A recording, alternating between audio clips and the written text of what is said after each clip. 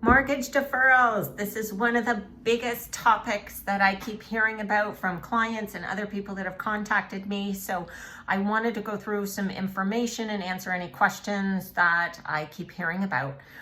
I believe there's three types of people right now that are out there. You probably fall into one of the three categories. We have the homeowners that you maybe have lost your job, your hours are down, you're not making that income that you used to, and you're concerned about where the money's coming from for your next mortgage payment, where you're going to sustain yourself for the following months.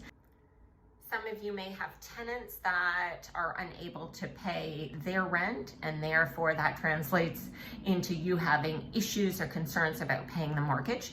And then there's the third type of person that could pay the mortgage payments but are just curious as to if that's the best route or if you should even consider the option of the mortgage deferral program.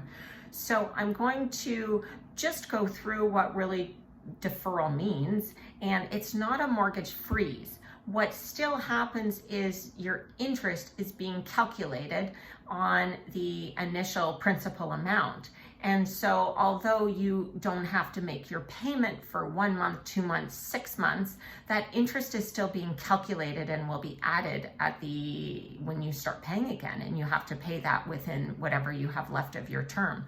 So RBC has a really good website right now. It's really the only one I found that does calculate what those interest charges would be if you defer the mortgage. The calculation is only for 1 month. So if you are looking to do longer, talk to your bank, talk to your institution to find out what those interest charges, the additional interest charges would be. However, if you're just wanting to get a sense of what the number might be calculated out to be, I will put the link to the website below, and you can at least run some preliminary numbers there. So I just did a small calculation myself. Let's say you have a $3,000 a month mortgage payment. You have 20 years left of your amortization of your mortgage, and you have a 3% interest rate.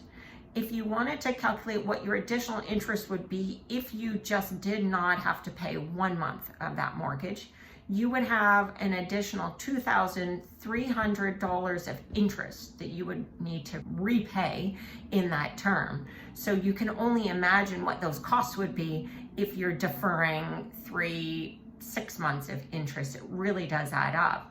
So if you are in the first two categories, you have a tenant that's not able to pay, or you yourself are just not able to pay, then absolutely this is a way to free up some cash that you can put into your necessities. However, if you do find yourself in that third category where you can pay, you just would prefer not to, I would highly suggest that just pay it, because there's no sense in pushing back those payments. You'll have to pay at some point anyway, and then you're going to have to pay all these additional interest dollars on top of that. So financially, that doesn't make sense.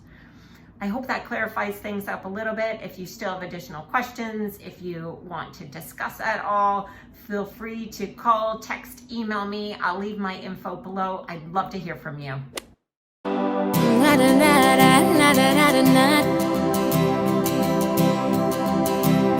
na na na na na.